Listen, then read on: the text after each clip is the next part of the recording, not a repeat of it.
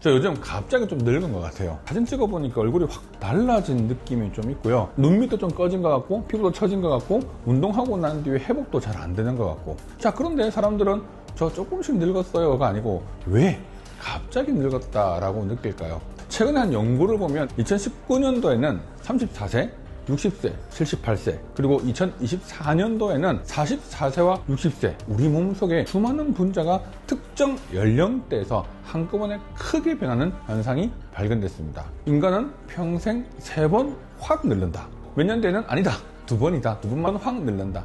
저는 이 두 개가 어떤 게 맞냐라고 하는 것보다 더 중요한 질문이 있다고 생각합니다. 자, 만약 노화가 정말 일정하지 않다면 우리는 노화를 관리하는 방법 그 역시 달라져야 하지 않을까요? 안녕하세요, 여러분의 피부보스 피부과 전문의 21년차 피알람 김홍석입니다. 자, 생각해보면 근데 이게 좀 그렇게 이상한 이야기도 아니죠. 사람 몸이 애초부터 직선적으로 변한 적이 없죠. 애들 보면요, 갑자기 확 커지게 되고요. 사춘기 되면 또 호르몬, 근육, 지방 뭐 이런 것들 때문에 또 키도 엄청 크게 되고 몸도 달라지게 되죠. 여성분들은 또 훗날 또 폐경이라는 또 하나의 또 큰 생물학적인 그런 전환점도 있게 되는 거잖아요. 인간의 생물학에는 변곡점이 존재한다는 걸 이미 잘 알고 있습니다. 자, 그런데 이상하게도 성장 이후에 노화만큼은 마치 매년 일정하게 진행될 거라고 생각을 해왔던 거죠.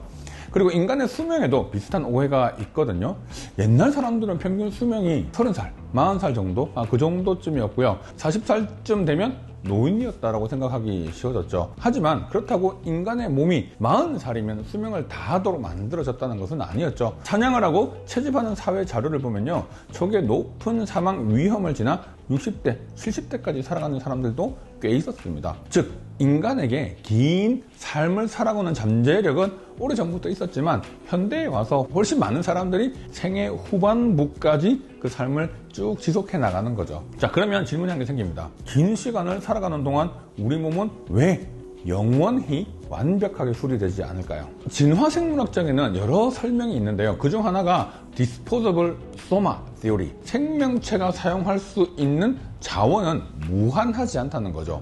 성장에도 써야 되고 면역이나 번식이나 몸을 수리하는 모든 곳에 사용을 해야 됩니다. 진화는 우리 몸을 영원히 새 곳으로 유지하도록 만들 필요는 없죠. 충분히 생존하고 번식할 정도로만 잘하면 아주 이게 효율적인 거잖아요. 자, 그래서 시간이 지나면서 DNA가 손상되거나 미토콘드리아가 기능이 떨어지거나 단백질의 항상성이 변화가 생기거나 만성염증, 노화세포, 자, 이런 변화들이 조금씩 쌓여 나갈 수밖에 없는 거죠. 오늘 이야기에서 되게 중요한 포인트가 나오는 겁니다.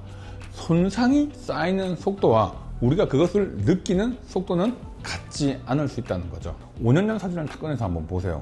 내가 이렇게까지 달라졌나? 이렇게 많이 바뀌었나? 라고 생각이 들게 되죠. 실제로 여러 생물학적 변화가 빨라지는 구간이 있을 수 있고요. 그 다음에 축적된 변화를 뒤늦게 인식하는 이런 두 가지 변화가 있을 수 있죠.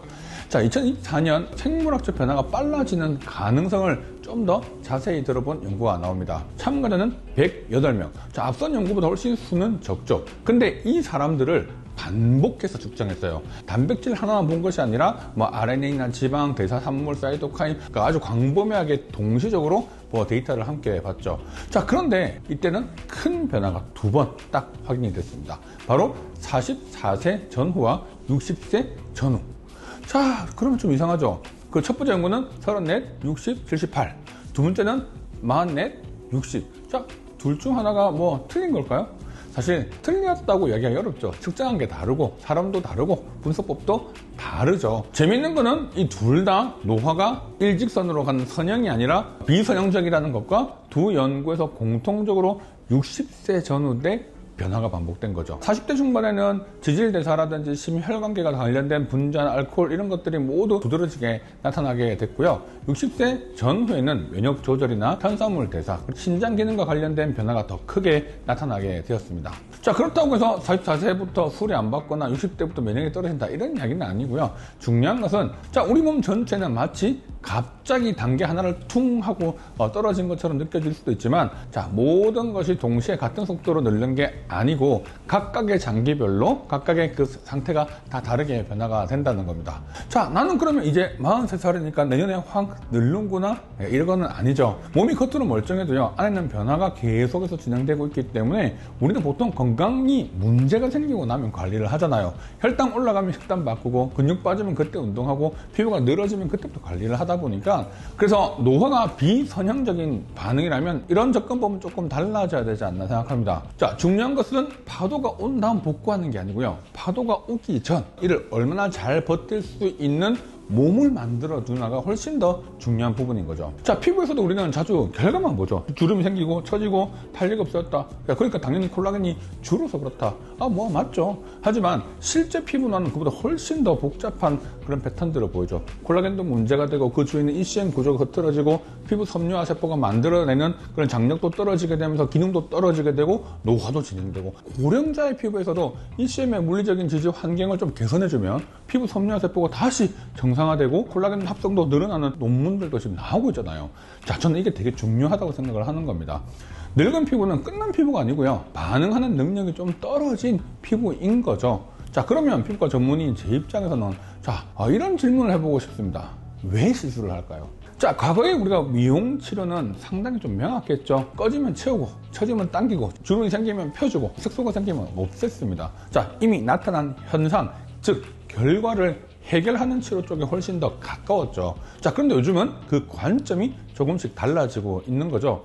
왜 콜라겐이 주는지에 대한 부분, 왜 ECM이 무너지고 피부 섬유화 세포의 반응성이 떨어지는지, 노화가 어떤 경로를 따라 진행되는지를 보기 시작한 거죠. 노화라는 결과를 고치는 것에서 노화가 진행되고 있는 그 경로를 이해하고 관리하는 쪽으로 가고 있다는 겁니다. 한 번의 시술로 얼굴을 확 바꾸는 것뿐만 아니라 반복적인 치료를 통해서 피부 상태나 반응성을 좀 더 보고 이를 좀 더 피부를 튼튼하고 건강하게 만들어주는 그런 접근 방법이 훨씬 중요해진 거죠. 물론 이런 치료가 노화를 멈추거나 전신의 생물학적 나이를 되돌리는 것은 아니죠.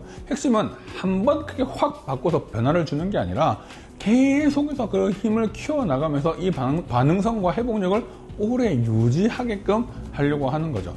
제가 진료실에서 환자분들 참 많이 보다 보면 실제로 느끼는 게, 정말 꾸준히 관리한 사람을 따라가기 어려워요. 자, 이거는 시술을 많이 하라는 얘기가 아니고요, 큰 변화를 보였기 때문에 한 번에 확 무리하게 바꾸기보다 필요한 것을 꾸준하게 필요한 시기에 조금씩 꾸준히 관리를 했을 때 그 결과가 훨씬 좋게 나타나더라는 겁니다. 자, 그리고 사람에게 얼굴은 단순한 피부만의 문제는 아니죠. 매일 나를 좀 확인하는 곳이잖아요. 자, 연구를 보면요, 자기 스스로를 실제보다 훨씬 젊게 느끼는 거는 좀 더 인지기능 더 적은 우울 증상 이런 유의한 연관성을 보이거든요.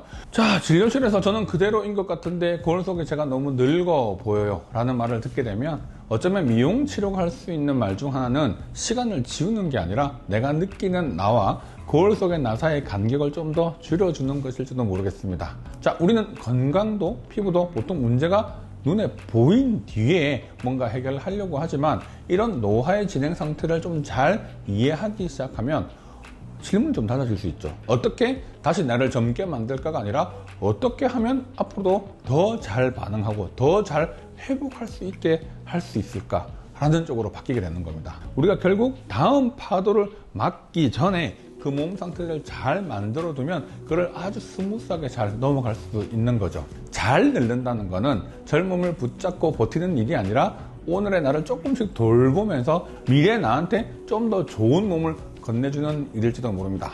자, 그래서 중요한 거는 몇 살에 늙느냐가 아니라 그때까지 어떤 나를 만들어 왔느냐죠.